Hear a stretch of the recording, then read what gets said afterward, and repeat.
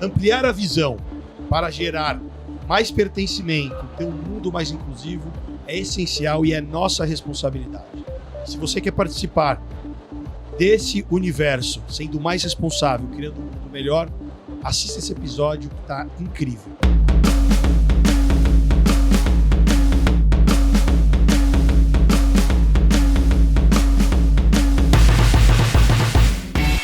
Você está no Respostas Humanas, o podcast da BRH, Associação Brasileira de Recursos Humanos, produzido em conjunto com a Bravende.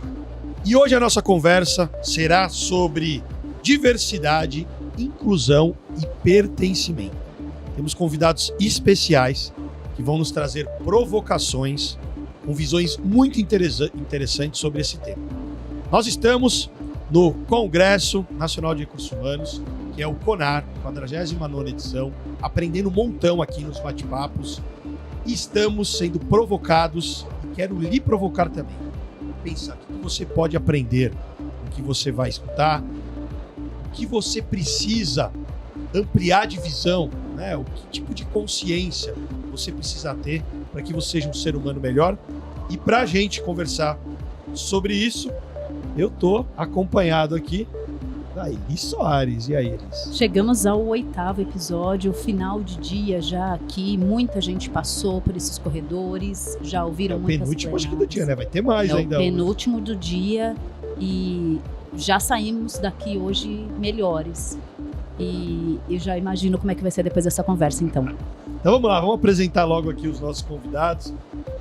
Já passo a palavra para a Vitória Dandara, que é líder de projetos afirmativos, é advogada graduada, né, em dupla titulação, né, estudou na USP, é colunista e travesti brasileira. Seja bem-vinda. Obrigada, é um prazer estar com vocês aqui hoje. Muito legal, tô louco para te escutar. E aí vamos lá, vamos apresentar aqui Caio Rogos, que é fundador da ATI, um ecossistema de inclusão de pessoas autistas adultas. Você também tem autismo, é isso? Eu sou uma pessoa autista. A pessoa não tem, ela é. Ela é, exatamente. Bom, prazer estar aqui com vocês. Obrigado aí pelo convite. Acho que vai ser um bate-papo muito bacana. Muito legal. Comecei perguntando aqui, você tem, né? Até para que as pessoas entendam que autismo, você nasce. Exatamente. É uma condição que já nasce com a gente e eu sempre fui autista. É isso aí. Tá na sua essência. E antes de falar um pouquinho do trabalho que vocês têm desenvolvido, inclusive daquilo que às vezes a gente coloca no LinkedIn, né? Que foi até a apresentação que eu fiz. Quem são vocês como seres humanos? Conta pra gente quem são vocês, sem falar o que vocês fazem hoje. Posso começar? À vontade. Bom, gente, antes de tudo, vou fazer minha autodescrição. Sou uma travesti de pele clara, cabelos loiros cacheados e olhos verdes. Tô toda de branco, um blazer branco e uma blusa branca por baixo. E uso um relógio dourado também no pulso. Bom, quem sou eu? Que pergunta complexa. Mas, bom, tenho 25 anos, sou travesti. Ironicamente, né, acho que isso acaba sendo o primeiro marcador que chega às pessoas, né, o fato de ser uma pessoa trans, de pertencer a um grupo que muitas vezes as pessoas não convivem no dia a dia por estar muito atrelado a espaços de marginalização. Mas, além disso, sou muitas outras coisas. Moro na Zona Leste de São Paulo, sou muito clubista, adoro Itaquera, o estádio, sou candomblessista, sou pesquisador em direitos humanos. E é isso, adoro passar tempo com minha família, passeios ao ar livre. Legal. Bom, eu tenho 28 anos, apesar de me sentir, na maioria das vezes, como uma pessoa de 50, então sempre estou muito cansado, já vai uma característica minha, seja por uma questão também de sobrecarga, que geralmente pessoas autistas têm, mas eu sempre estou muito cansado, gosto muito de ver filme, ler livros, assistir séries. Não sou, ao contrário da Dandara, de tanto passeios ao ar livre, sou um pouco oposto disso. Na verdade, quanto menos pessoas tiverem, para mim eu me sinto mais confortável de ter conversas mais individuais. Geralmente sou uma pessoa bastante reservada e é difícil até, você comentou, né, quem sou eu além do trabalho, né? que sem falar do que você faz. Eu acho que é difícil eu me desassociar da TIP, porque é basicamente como eu vivo hoje em dia. Então, eu acordo pensando no meu trabalho, durmo pensando no meu trabalho. Até certo ponto não é muito saudável isso, mas é a forma, né, a forma como eu vivo e me sinto confortável. Tá alinhado com o seu propósito, te faz bem? Exatamente. No caminho aqui da nossa descrição, a gente tem feito aqui em todos os episódios para realmente incluir as pessoas que não podem nos ver. Então eu vou fazer isso daqui também, convidá-los a finalizar, já que a Vitória já fez a descrição dela. Então eu sou uma mulher de estatura média, pele clara, branca, com os cabelos longos, cacheados, com luzes douradas. Eu estou aqui com uma camisa polo azul marinho com o logo da Bravende, que é um pássaro, e nós estamos aqui sentados dois, Caio e Dandara, na frente de mim, e de Carlos, que está à minha direita. Essa mesa é branca, retangular, temos uma televisão na ponta com a vinheta do nosso podcast Respostas Humanas, e nós estamos numa sala de mais ou menos 5 por 4 metros, e a gente tem mais 2 pessoas aqui conosco, que são da equipe técnica, que é o Lucas e o Cadu. Carlos Cruz. Isso aí, com 2 telas grandes, né? Pelo menos aqui na minha visão, onde estão editando tudo aquilo que nós estamos compartilhando aqui. Eu sou um homem branco, estou usando óculos de cor preta, óculos de grau, cabelos pretos, estou com gel, cabelo para trás. Também estou com uma polo azul marinho, parecida aqui com a da Elis, com um pássaro que representa a Bravende, na empresa que nós representamos. Então, muito curioso para aprender, para trocar e escutar as experiências de vocês sobre esse tema. Show. Bom, eu sou um homem branco, com barba e bigodes pretos, cabelo preto também, ou castanho escuro. Estou usando atualmente uma calça de moletom cinza, uma blusa preta escrito atípico e diverso, e o logo da TIP, que é um símbolo do infinito. E tô com uma blusa, uma jaqueta corta-vento azul escuro. E novamente estou bastante feliz de estar aqui. Muito bem, então deixa eu começar te fazendo uma pergunta. Quais são os principais desafios que os autistas enfrentam ao buscar oportunidades de trabalho, seja emprego? Bom, eu acho que o principal desafio ele começa pela ignorância das pessoas. Ignorância no sentido de não saber sobre determinado assunto. Então, eu acho que a gente tem uma série de barreiras em relação a isso. A gente começou a falar há pouco tempo sobre inclusão de pessoas autistas adultas no mercado de trabalho, porque até pouco tempo atrás a gente tinha e hoje em dia ainda permanece essa visão de que o autista ele é uma criança e que ele tem 2 caminhos, né, acho que no imaginário coletivo. Ou ele deixa de ser autista, o que não é possível, né, cientificamente falando, né, as pessoas já nascem dentro do espectro, ou ele para de existir, essa criança ela não cresce. Então, eu mesmo, antes de fundar a TIP, eu tinha essa visão porque eu não estava ainda com um diagnóstico fechado sobre o tema. Então, eu imaginava a pessoa autista como uma criança, que é a forma como eu fui exposto a essa informação. Geralmente a mídia retrata o autista como uma criança. Então, eu acho que a principal barreira hoje em dia, quando a gente fala de inclusão de neuroatípicos, neurodivergentes, que são, no final, pessoas autistas, é justamente a falta de informação no geral da sociedade. Tanto que a gente tem uma estatística que é bastante conhecida, que 85% da comunidade autista está fora do mercado de trabalho. Então, como eu acabei de falar, num painel incrível que a gente fez, eu e a Dandara, que eu sou uma exceção a essa regra, e eu sou uma exceção por puro privilégio, por uma série de privilégios que eu tive minha vida inteira. Eu acho que eu não era diagnosticado, para começar, e eu sempre tive uma família que sempre me acolheu, principalmente minha mãe, sempre tive alguns privilégios sociais, o que me blindou justamente desse ciclo vicioso de inclusão, de falta de inclusão. Então eu acho que a principal barreira, a gente precisa começar a sempre falar sobre isso, é a questão de educação das pessoas sobre o tema. E como que surgiu a TIP? Você falou que você acabou tendo clareza, o diagnóstico depois de você ter... Exato. A TIP, ela surgiu de um desejo meu de gerar um projeto de impacto social. Não tinha um recorte específico, se era a comunidade...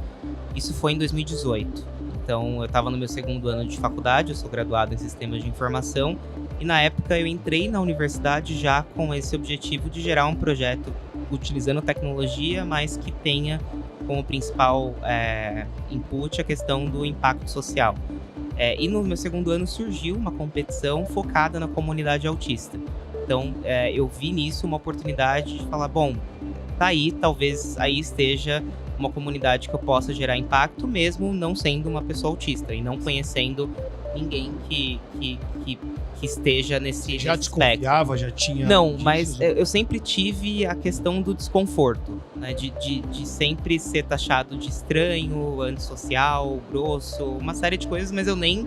Seria até muito bonito eu falar, não, eu sempre desconfiei, foi algo que falou dentro de mim, mas isso não existiu. Seria uma história muito bonita, acho que venderia alguns livros, talvez, mas não foi assim, e foi por acaso mesmo. E no começo da ATIP, ela surgiu como um projeto justamente para criança, porque eu tinha essa visão de que o autista era uma criança, até então. E a gente começou a perceber que justamente as pessoas autistas adultas eram ainda mais invisibilizadas nos processos de inclusão, no caso no mercado de trabalho, onde a gente decidiu em 2021 tomar a decisão de mudar o propósito da empresa para ser hoje em dia esse ecossistema de inclusão. E em paralelo a tudo isso, né, já que a gente mudou esse propósito, eu comecei a observar algumas características da comunidade em mim, né? Então eu comecei a me relacionar com isso e fui atrás do diagnóstico, que não foi nada fácil, porque eu passei por um período de aceitação, até mesmo liderando uma empresa, né, de inclusão, a gente também tem os nossos viés, a gente, né, acaba reproduzindo muito do que a gente aprendeu a vida inteira, né? Então eu tive meu período também de negação, enfim, de violência contra mim mesmo, assim, no sentido mais puro da expressão. E aí foi quando eu falei, não posso pensar dessa maneira, eu tenho que falar isso para as pessoas. Ainda assim, eu me considero uma pessoa muito reservada em relação à minha vida, né? Então, o que as pessoas sabem é que eu sou uma pessoa autista que lidera uma empresa de inclusão e faço isso com um propósito de vida, né? Acho que já fazia isso com um propósito antes de saber do meu diagnóstico e esse propósito ficou ainda mais evidente depois que eu tive esse meu diagnóstico, que só se deu pela ATIP. Então, por isso que no começo eu falei que eu sou uma pessoa atualmente que é difícil desassociar da própria empresa, porque eu devo a minha existência atual à ATIP. Sem a ATIP, eu acho que eu estaria... Às vezes a gente tá nesse ambiente um pouco complexo, a nível de saúde mental. Sim. Todos nós estamos. Mas eu diria que sem a ATIP, eu acho que eu estaria talvez um pouco mais... um pouco pior nesse sentido. Então, eu acho que eu atribuo muito minha existência à ATIP hoje em dia. Até porque antes até adulto, você lidava com isso muito mais como personalidade. Exato. Do que característica aí do diagnóstico, e depois foi quase um reencontro, e esse nascer de novo Exato. requer aí algum tempo para que você consiga assimilar tudo isso. Passando um pouquinho aqui para a Vitória, você começou a sua fala dizendo que a maioria das pessoas tem contato com os travestis muito mais num cenário de marginalização. Eu queria que você trouxesse um pouco mais de informação sobre isso, justamente para tirar essa ignorância que o Caio falou que a gente tem porque não convive. Sim. Conta pra gente, pra quem tá assistindo também, qual é esse cenário de marginalização, por favor. Claro. Eu acho que o primeiro ponto também pra gente tratar da comunidade de travestis é que é sempre uma comunidade feminina. Então, são as travestis, elas. É importante esse processo de aprendizado pra gente se letrar e ter o respeito com esse grupo. E é justamente... Só pro pessoal entender, não é o travesti, é a travesti. Isso, é a travesti. Importante. Perfeito. E é uma coisa que a gente não sabe, justamente pelo que você contou. A gente não convive. Quantas vezes a gente foi no supermercado e uma travesti nos atendeu? Ou um homem trans, ou uma mulher trans? Quantas vezes a gente foi numa farmácia, num hospital, né? Alguém que nos deu aula? Então, a gente não convive. Onde estão essas pessoas? Significa que elas não existem? Não, porque eu pessoalmente tenho muitas amigas travestis, conheço pessoas trans, homens trans. Então, não é uma questão de falta de vontade, ou que essas pessoas não tenham propósitos de vida. Não, elas estão em algum lugar. E a verdade é que elas estão em espaços de marginalização, como eu disse, não por um desejo ou por uma aptidão. A gente tem um dado hoje, por exemplo, de que 90% das travestis do Brasil estão na prostituição. E isso não se dá ao acaso. A realidade é que existe um processo que a gente chama de ciclo de vida de uma travesti, que é, a gente se assume e se entende quanto uma pessoa trans ali na nossa adolescência, então ali com 13, 14, eu no meu caso foi 16 anos. Aí a gente primeiro conta pra nossa família, que é a primeira pessoa que vai saber, que vai nos acompanhar nos nossos processos. E aí, pensa, uma mãe que não tem preparo, que não tem o letramento, o conhecimento, o que faz é bater, expulsar de casa, dizer porta da rua serventia da casa, ou se não, violenta tanto que essa pessoa não consegue viver mais dentro do seio familiar, vai pra rua. Na rua, eu tenho 16 anos, sem emprego, quais são as possibilidades que essa menina tem? A gente pode até tentar ter um discurso meritocrático e dizer, não, ela poderia estudar, se esforçar, ok. Só que como que você vai estudar, sendo que na escola você vai sofrer discriminação? Existe a política de nome social, porém se você é menor de idade, se seus pais não autorizam, a escola muitas vezes fica de mãos atadas. Hoje a gente está começando a discutir sobre a dignidade, aí trazendo a minha base de advogada, sobre a dignidade e o direito intrínseco de crianças trans, adolescentes trans, de serem respeitados por sua identidade. Mas isso ainda não era uma realidade e ainda não está consolidado, longe disso. Então, assim, você tem uma direção que é despreparada, um corpo pedagógico e muita transfobia dentro da própria sala de aula. E aí a gente evade no ensino básico. E é importante dizer que a gente evade porque não é que a gente sai, nós somos expulsas. Existe um projeto pedagógico formado para não nos acolher nesse espaço, porque quando a gente não acolhe, a gente expulsa. Essa é a realidade. Então aí voltemos a essa pessoa com 15, 16 anos, sem casa, sem escola, sem trabalho. Qual que é a única alternativa? Ela vai buscar uma amiga que por um acaso conhece uma tal cafetina, que tem uma casa onde ela pode ficar. Olha que ótimo! Mas para ficar nessa casa, ela precisa trabalhar. Qual que é o trabalho? A prostituição. E aí na prostituição não é uma coisa simples, né? Muitas pessoas acham que é uma saída fácil, ou a saída mais covarde até, né? Por que essa pessoa não se esforçou? É muito fácil ir para prostituição. Não. Na prostituição você tem que ter o corpo perfeito, então você precisa tomar muitos hormônios sem acompanhamento médico, fazer procedimentos cirúrgicos para ter ali o padrão que se espera, né? A mulher violão. E como não existe prótese, ou existem pouquíssimos cirurgiões que fazem esse serviço pelo SUS, o que a gente recorre é as chamadas bombadeiras, que injetam silicone industrial, e para quem não sabe, silicone industrial é feito para peças de carro, no corpo dessas meninas. E isso pode gerar trombose, AVC, uma série de outros processos. Então por isso que eu falo, esse grupo está na marginalização porque de fato nós somos marginais na sociedade brasileira. Nós não temos acesso à educação, saúde, mercado de trabalho, políticas assistenciais, políticas básicas. Então, e não por escolha, não por uma aptidão ou por uma falta ocasional do Estado. Existe um projeto em curso de exclusão, de vulnerabilização. E é contra esse projeto que a gente precisa se posicionar, trabalhar e trazer conhecimento, como a gente está fazendo aqui, né, fazendo letramentos e políticas afirmativas de fato para tirar essas pessoas desse contexto e restaurar a sua dignidade. E por onde que a gente deve iniciar esse trabalho? Aqui a gente está no CONAR falando do mercado de trabalho para que as empresas criem oportunidades para tirar as pessoas da marginalidade e dar oportunidade de começar, inclusive, a voltar à questão da educação, porque não teve nenhuma educação básica, para criar o espaço de pertencimento, para oferecer autoestima, para que a pessoa até tenha coragem de falar, então tá bom, então eu vou começar um projeto de vida. Mas aí a gente tem que fazer as duas pontas, do mercado de trabalho para frente, e lá atrás, lá na família, lá na educação básica, o que a gente já está vendo de avanço? Eu acho que a primeira coisa, né, são dois pontos. O que a gente já vê de avanço e o que é o ideal. Tá. O ideal, na minha visão, é a gente não partir de soluções prontas, de receitas fáceis, porque elas não existem.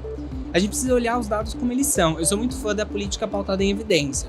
Então eu acho que a gente tem que estudar, entender a situação e pensar algo a partir desse diagnóstico. Então não adianta eu querer, né, estamos aqui num evento de RH, então, eu vou criar vagas afirmativas para esse grupo.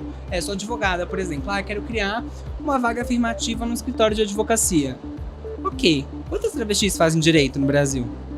Não, a gente tem, eu conheço meninas que são advogadas, eu não tô dizendo que não existe, né, tal que eu sou a prova disso. Só que, ao mesmo tempo, que impacto que tem você pegar alguém que já conseguiu superar todos os ciclos e que já provavelmente conseguiria esse emprego por uma outra forma? Você não está gerando impacto social. Essa é a realidade. Você está cumprindo uma meta sua interna para dizer que a sua organização é mais diversa e você dormir melhor pensando nisso. Então você precisa olhar, se comprometer, acho que é o primeiro ponto, e olhar a realidade, é o segundo ponto, e o terceiro é ouvir essas pessoas. Temos coisas a dizer, podemos ainda não estar em espaço de liderança, estamos chegando aos poucos, né? Mas a gente não está em grande representação nesses espaços, mas ainda assim nós temos muito a dizer. Temos autoras trans, temos pensadoras, temos pesquisadoras, temos pessoas advogadas, pessoas que trabalham com RH, várias áreas, e estamos aí trazendo nossa mensagem, dizendo o que nós precisamos. E eu acho que é esse o lugar central, né? É você ouvir, é você tentar ser um pouco mais empático com a realidade dessas pessoas e elas em si vão te trazer o que precisa ser feito, né? A realidade, os dados e a escuta ativa, eu acho que é o principal. E o que está sendo feito, né, o outro ponto da sua pergunta, eu acho que o Transcarreiras, que é um projeto que é o meu xodó, que eu adoro falar dele, ele é um grande exemplo disso, que a gente justamente pegou para a Companhia de Talentos o compromisso, a gente falou, queremos nos comprometer com a pauta trans, é a nossa causa, vamos atrás disso, e ao invés de pensar como que a gente adequa as pessoas trans para os nossos processos, a gente reverteu essa lógica. A gente falou, como que nós mudamos o que a gente entrega, que a Companhia de Talentos é uma consultoria de recrutamento e seleção, então a gente fornece processo seletivo de estágio, trainee, esse é o nosso core business. Então como que a gente muda essa lógica para a realidade trans brasileira? E aí a gente falou, vamos dar bolsa de estudos para essas pessoas. Se o problema é a educação e elas não acessam o ensino superior e, consequentemente, não vão chegar às estagiárias, trainees ou quaisquer outros cargos, o que a gente pode fazer é selecionar com parceiros uma bolsa de estudos, capacitar elas para a carreira e aí sim, aí a gente tem um banco de talentos capacitados. Esses são os projetos afirmativos que você trabalha, isso é uma das coisas. Isso, eu gosto desse termo que meu cargo conota, que são os projetos afirmativos justamente nesse lugar, que ele afirma um compromisso com a comunidade, ele afirma que essas pessoas são bem-vindas, né? Quando o Caio traz esse trabalho dele também com as pessoas autistas, justamente também é uma ação afirmativa, o que você está dizendo que essas pessoas são bem-vindas, que essas pessoas elas vão ter postos e cargos e atribuições que as considerem em sua integralidade, não que elas tenham que se encolher ou se modificar para caber em determinada posição. Interessante. E Caio, conta pra gente, na sua visão, eu falei, né, porque a gente entrou no papo aqui, ele me avisou, já passou acho que 20 minutos, né, o papo tá tão bom. Uau. Foi isso, Cadu?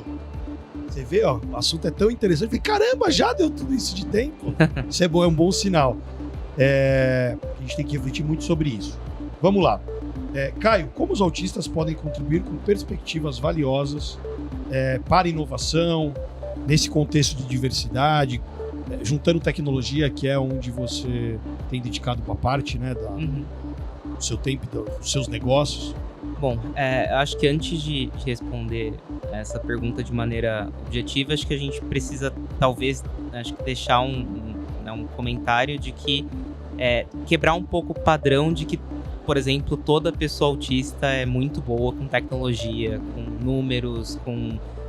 Não é assim que funciona. Acho que é importante colocar que, assim, a TIP, atualmente, a gente tem um posicionamento de ser a ponte entre o mercado de trabalho de tecnologia e a comunidade, mas isso não quer dizer que as pessoas autistas elas não possam ser quem elas bem entenderem. Elas só podem ser aquele desenvolvedor que não vai falar com ninguém, que vai ficar isolado no canto. Isso é um estereótipo bastante negativo, inclusive, para a comunidade. Porque quando a gente pensa em pessoas autistas, se a gente pensa em pessoas autistas adultas, a gente pensa talvez no estereótipo ou da pessoa com um nível de suporte muito alto, ou seja, ela vai precisar de um apoio externo para as atividades diárias, que existe, senão seria um estereótipo, mas existe essas pessoas. ou ela vai pensar naquele estereótipo oposto, que é o autista genial, que, né, mora ali no Vale do Silício, que fundou uma startup e depois vendeu por 50 bilhões de dólares. Então, isso é muito perigoso, a gente ir por esse caminho de não, todo autista ou ele é incapaz, é isso que as pessoas pensam, ou ele é um gênio para tecnologia. Então, eu só queria deixar esse posicionamento, que às vezes eu mesmo sou questionado. Não, mas a TIP, ela só trabalha com tecnologia? Sim, porque nesse momento a gente escolheu esse recorte. Mas E na prática, o que vocês fazem? bom, e aí já vou puxando esse gancho para a questão de como que o autista ele pode contribuir para o processo de inovação. Acho que, na verdade, não é só o autista. Todo mundo que tem uma vivência diversa, as pessoas são muito diferentes entre si. Na verdade, todo mundo que tem uma vivência diversa, ela pensa de maneira diferente, ela contribui para um processo de inovação. Seja essa pessoa uma pessoa trans, seja essa pessoa uma pessoa autista, seja uma pessoa trans autista, por exemplo, porque ninguém é só uma coisa, então a gente está falando de interseccionalidade. Então eu acho que eu sempre parto desse princípio. Claro que, devido a algumas características de pessoas autistas, que nem toda pessoa autista tem, a gente pode encontrar aí pessoas que têm uma forma de pensar bastante distinta. Então, tem a questão de atenção a detalhes, a questão de rotinas. Toda pessoa autista é assim? Não. Mas isso é uma característica geral da comunidade que a gente acaba encontrando em grande número. Então, nesse sentido, eu acho que o grande poder da comunidade autista, e eu acho que, na verdade, o grande poder de grupos minorizados no geral, é sair do status quo. É sair e pensar de fato diferente. É pensar, eu não gosto desse termo, pensar fora da caixa, porque isso às vezes é bastante deturpado na minha visão. Eu acho que é pensar de uma forma pura e simplesmente diferente. Eu acho que é isso onde está a nossa potência. A gente tem as nossas barreiras? Com certeza. Eu tenho inúmeras barreiras e faz parte de quem eu sou, assim como pessoas neurotípicas também têm barreiras. Mas eu acho que eu tenho também minhas potencialidades. É todo dia que eu acho que eu tenho potencialidade? Não. Mas eu sei que eu tenho. Então eu acho que tá aí, né, o ponto de respondendo a sua pergunta anterior de aonde que o autista contribui. Eu acho que, na verdade, a gente contribui justamente nesse ponto de pensar diferente, trazer inovação para a empresa e, no final, de maneira pragmática, trazer receita e crescimento. Acho que a diversidade ela tem que ter também esse olhar. Uma outra questão, né, o que a TIP faz? Bom, a gente é responsável por toda a cadeia de inclusão de uma pessoa autista no mercado de trabalho, né? Então a gente faz o diagnóstico da empresa sobre neurodiversidade, a gente faz um programa de letramento e sensibilização de pessoas líderes e equipes. Tem uma pena a empresa neurodiversidade ou o que é? A gente faz esse diagnóstico tanto quantitativo quanto qualitativo. Então a gente entende como que aquela população da empresa se posiciona em relação à neurodiversidade e, com base nisso, a gente cria um programa de educação mesmo em relação ao tema. A gente faz todo o processo de hunting por meio da nossa comunidade, que a gente tem, que cresce a cada dia, e, por fim, a gente acompanha mensalmente as pessoas contratadas e a empresa. Então, a gente costuma falar que a jornada típica, que é o nome da nossa solução, não acaba no onboarding da pessoa.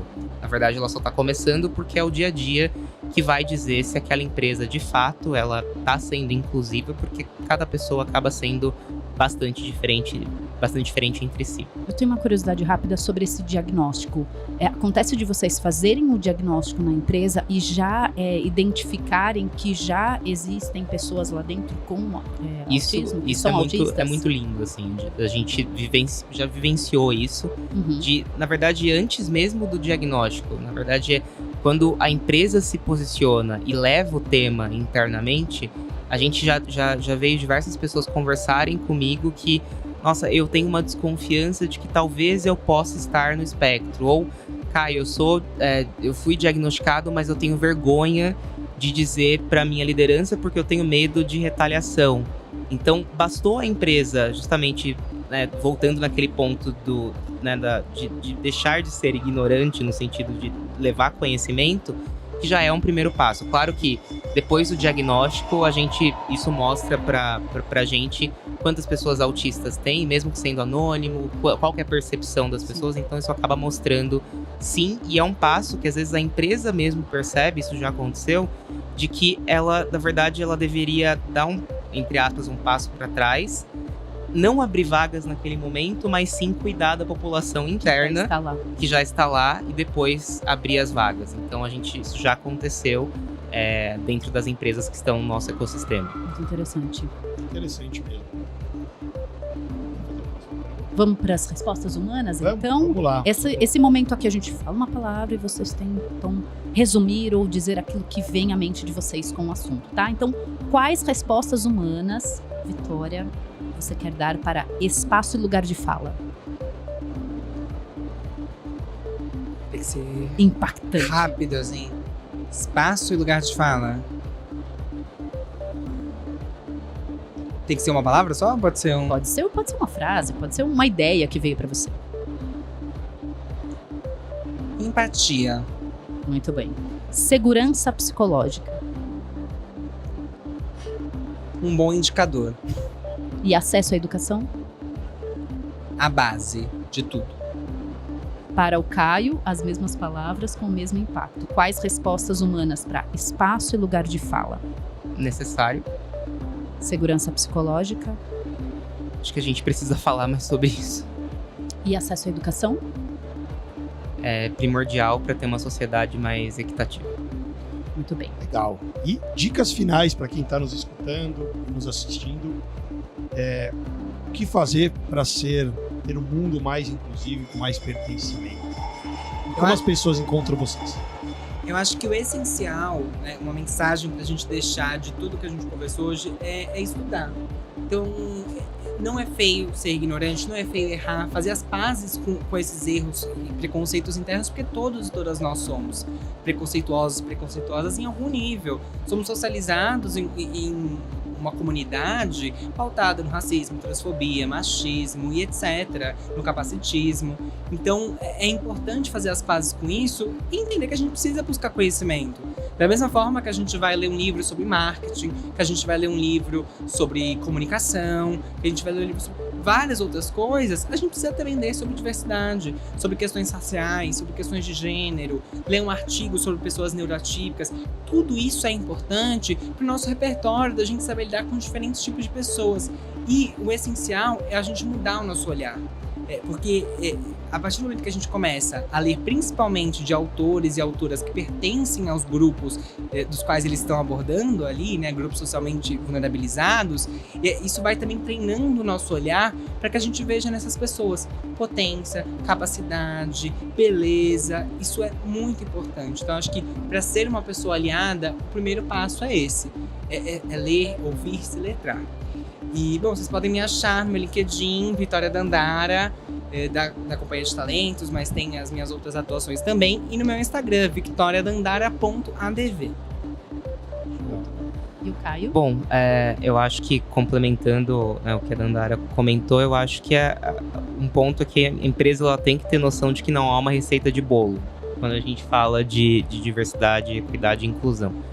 Então, não achem que há um passo a passo ou um checklist, né, para ser cumprido, enfim, eu acho que é trabalhar, assumir, né, e complementando a fala dela, assumir que de fato a gente é ignorante em relação ao tema, buscar conhecer melhor e ter na cabeça de que não tem essa receita de bolo, não é algo fácil, né, não é algo simples, mas que no final isso pode trazer uma série de benefícios, seja benefícios sociais, obviamente, mas também benefícios aí de crescimento, inovação e etc. Bom, e as pessoas podem me encontrar principalmente no LinkedIn. Eu não uso tanto meu Instagram, então acho que eu fico restrito mais ao LinkedIn. É Caio Bogos, da ATIP. Bogos é B-O-G-O-S. E fico à disposição para conectar, enfim, para conversar. Estou super à disposição e agradeço o convite. Muito legal. Obrigada. Falam que o conhecimento liberta, né? Quando você descobre, você aprende, fica melhor para lidar com as coisas. Foi muito legal adquirir mais conhecimento sobre o universo trans, sobre o universo do autismo. A gente tá aplicando na Bravend, né? Uma vez por mês a gente fala de algum dos temas. Tem um dia que a gente falou sobre autismo, só que foi do ponto de vista de uma mãe de um autista. A gente teve há pouco tempo, aliás, faz acho que uma semana, né, falando sobre a questão de transexualidade e tudo mais. E eu confesso que eu não sabia que o travesti, e aí eu falei, puxa, ainda bem que agora eu entendo, porque eu sei exatamente como direcionar, porque às vezes a falta de conhecimento, tanto que eu fiquei impressionado com um dado que ela comentou com a gente. Ela falou que quem é travesti normalmente vive até médios 33 anos. Sim. Eu fiquei impressionado com esse dado e fiquei bem tocado, por isso que eu estava muito curioso para escutar vocês dois, porque a gente sabe o quanto a informação precisa chegar e as pessoas precisam se abrir um pouco mais para gerarem mais pertencimento. Então, obrigado pela oportunidade. Incrível, né, Elis? Incrível, e até quando a gente escuta um dado assim, não tem como a gente não se sensibilizar com isso e pensar, poxa, é responsabilidade minha isso, porque se tem alguém sofrendo com essa situação, o que eu estou fazendo para isso não acontecer? Para que essa expectativa de vida que eu tenho seja a mesma para todos. Então, nos aciona nessa questão. É minha responsabilidade, eu preciso fazer algo sobre isso.